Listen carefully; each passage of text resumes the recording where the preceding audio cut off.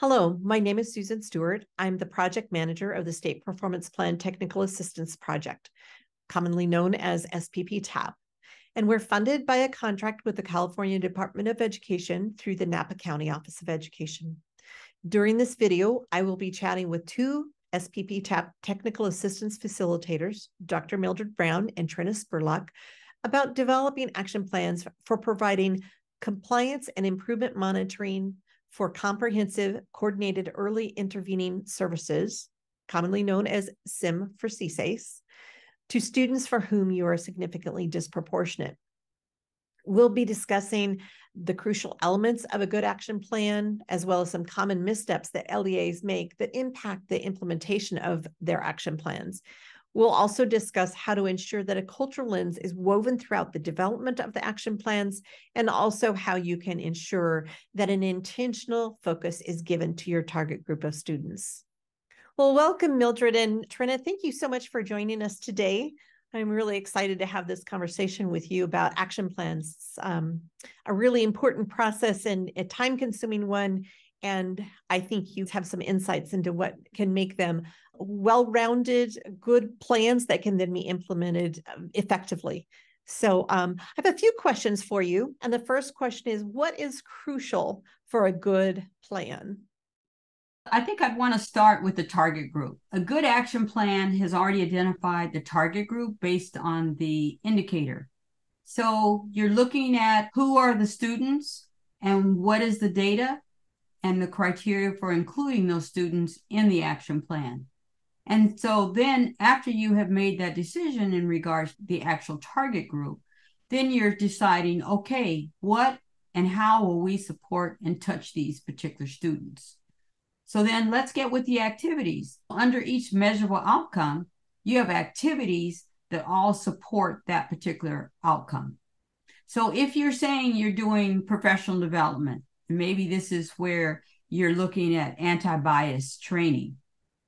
Even though you are definitely going to keep track of which teachers attended, you still need to be able to say, if my teachers attend this training, how is that going to impact our students, our target students? What data are we looking for to see changed? Is it a sense of belonging? And maybe we're going to measure that with a survey. Is it discipline data or is it attendance? Because we know students are impacted by teacher mindset. We may very well see more student engagement if in fact this anti-bias professional development happens.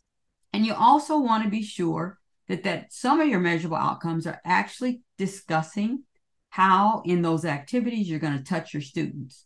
Are you doing rising scholar plans to be able to actually measure a student's progress from one semester to the next? Are you doing case management where there's an actual person in your plan that's going to be assigned to work with those students? Are there counselors that would actually be doing social and emotional learning with those students? We also have to be mindful of the work that the districts have done around their policies, practice, procedure, because they may very well want to craft a measurable outcome that discusses work that they saw that needs to be done in terms of supporting the infrastructure in the district to support those target students. So the policies, practice, procedure may in fact elevate the fact that there is no student study team process. It may say that Section 504 is underutilized. I just want to reiterate a couple of things, and I think looking at that focus on students is crucial. Oftentimes we will see in a plan, the staff will lead with the professional development piece, for example, and then forget how does that professional development actually align with what the student focus is. They have to keep that student focus and make it measurable, and then measurable with something that's tangible so that you can show the growth and progress of students. So that's really, I think, one of the most crucial pieces is making it measurable and that student focus. And then also aligning it with those root causes again.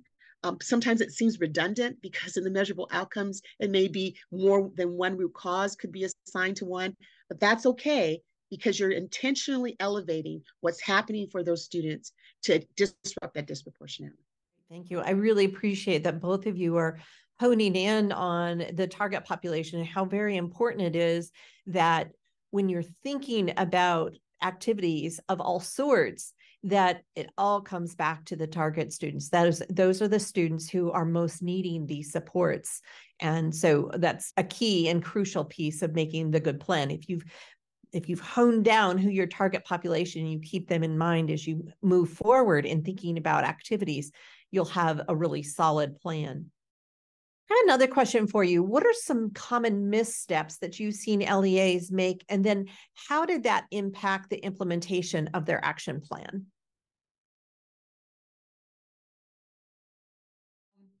What we've seen is some missteps is not being able to connect the dots to the actual, from the data to the activities.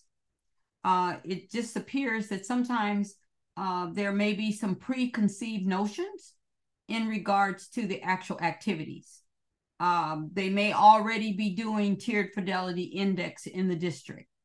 So automatically it's in the plan. So there's a concern that even though we want to be sure to build on the work that's already happening in the district, we want to be sure that it's actual CSACE work that came about from hearing our qualitative data as well as our quantitative data to be sure that we're spot on in that regard.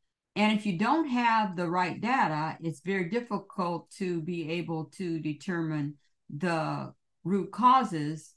And then you have a lot of barriers and detours to trying to actually write your action plan because you don't have enough information. I work in one district, our team worked there, and it was obvious the only people we were working with was special ed. And we had to say, well, what is happening in general education? So the general education team needs to be part of building the measurable outcomes, because these are students in your target group that the majority you would hope would be students that had not yet been identified for special education, unless we're talking about the indicator around least restrictive environment. But other than that, your students that you're talking about in your target group would not have been already special education. So if you only have as a part of your core team talking about measurable outcomes and activities, there's a concern that you're not able to do the preventative pre-intervention activities that need to be a part of preventing students from going into special education. In my experience, when the districts see the plan as just another task to complete, to check the box, to get it done, and oftentimes folks will say to me, well, just tell me what to do. Well, it's more than that. It really, is about having that big conversation of the partnership with general ed and special ed together. And so sometimes I'm only speaking to the special education director, and I keep saying, where's the rest of your team? When we get that really nice mesh, ownership and buy-in of the general ed and special together, the misstep of not having the right people in the room goes away. I would encourage to spend as much time on the front end of the activity and saying what they plan on doing, as well as the back end to say, how are we going to evaluate it and how will we be able to demonstrate that it's being implemented with fidelity? I'm wondering if you can tell us about how you know when a plan has been developed with a cultural lens and what strategies can be helpful in being sure that that process of developing the plan has that cultural lens built into it. I start out with districts in discussing what is a cultural lens. So we spend a lot of time so that we're all on the same page and all have a common definition of what it means to say cultural lens. Because throughout, we can say we're developing this with a cultural lens. It's a part of our communication at ed partner meetings. It's a part of our communication when we were working with our leadership team. But what does it mean for the core team, hopefully general ed and special ed, as we're looking at the whole issue around an equity lens. So many people will say, well, we need to be able to always know what our indicator group is as far as their ethnicity. And what's very interesting is when we're working with districts and the indicated group is a white student, that really perplexes many teams. So when we're looking at our data, we're really picking out trends that we're seeing for all of our students and then seeing what resonates for particular ethnic groups. And I will use that as an example to say, all right, we're using a cultural lens. And they say, oh, okay, I got it. I got it. So then the next time when we're looking at the qualitative data, I'm also waiting to see if someone from the group, what will resonate for them. And will they have picked up on looking at the qualitative data with a cultural lens? Sometimes they get it, sometimes they don't. Many times because the qualitative data from parents and community members can make people feel very uncomfortable and negative when they hear how the district is being viewed. Then that's a good opportunity for our team members to step in and say, okay, this is information from a cultural lens. The parents are parents of your indicated group, and they're sharing how they perceive they are being treated or how their children are being treated. And what we need to do as CSACE core team members is to look and see based on that, rather than become defensive, talk about what that may mean for parents and students as far as their own journeys.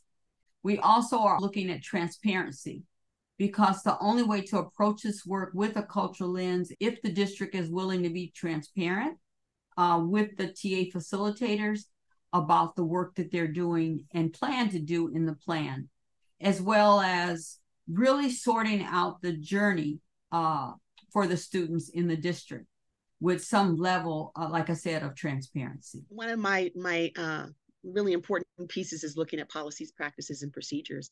And so I come at it from just kind of asking them, so tell me about your equity work. Do you have an equity policy?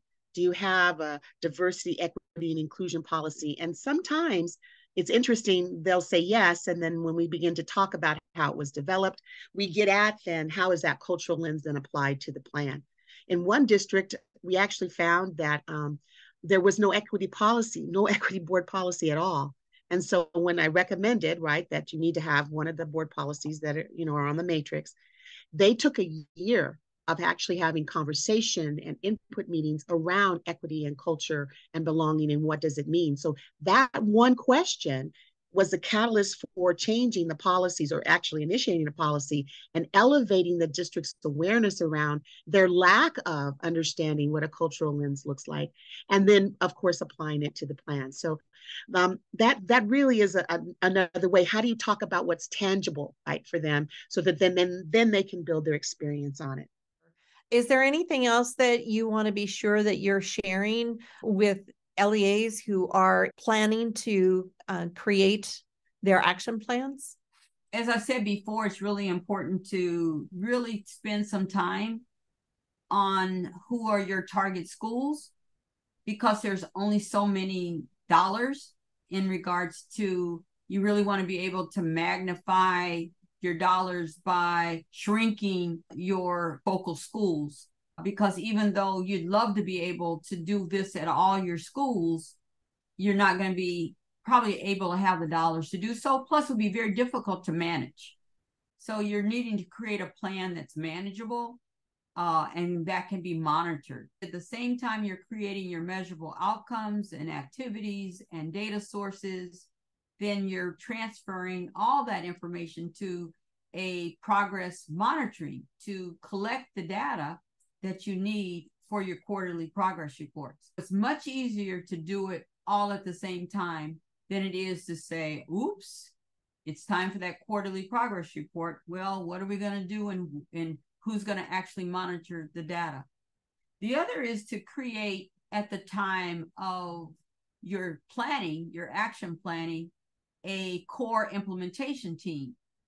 Who are going to be your worker bees as far as helping to lift this work and monitor this work? Not just sign the box to say this is the person who's going to be responsible, but okay, who's going to take this activity? Who's going to take that activity? Or who's working on this measurable outcome?